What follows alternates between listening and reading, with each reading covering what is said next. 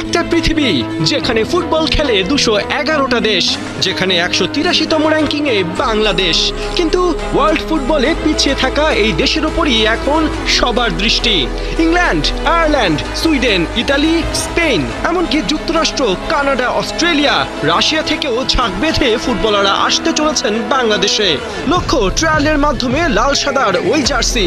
কিন্তু রাতারাতি এই ফুটবল বিপ্লব কিভাবে সম্ভব হলো? কিভাবে স্বপ্ন সত্যি হলো? হামজা চৌধুরী, এক ভারত ম্যাচ, মুহূর্তেই মাটিতে থাকা বাংলাদেশ ফুটবলের হাইপ আকাশ সমান উচ্চতায়।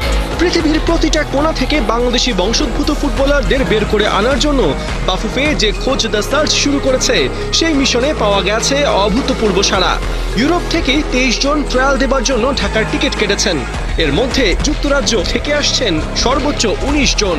অন্যদিকে সুইডেন থেকে 3 জন এবং ইতালি থেকে আগ্রহ দেখিয়েছেন 1 জন।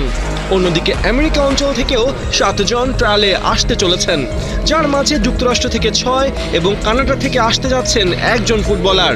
অবাক করা বিষয়, ট্রায়াল দিতে রাশিয়া থেকেও 1 জন আসছেন ঢাকা। এদিকে অনূর্ধ্ব 19 লেভেলের ট্রায়ালে নাম লিখিয়েছেন 9 বাংলাদেশি বংশোদ্ভূত ফুটবলার, যাদের মাঝে অস্ট্রেলিয়া, কানাডা ও আয়ারল্যান্ড থেকে 1 জন করে এবং সুইডেন, যুক্তরাজ্য ও স্পেন থেকে 2 জন করে ফুটবলার আছেন।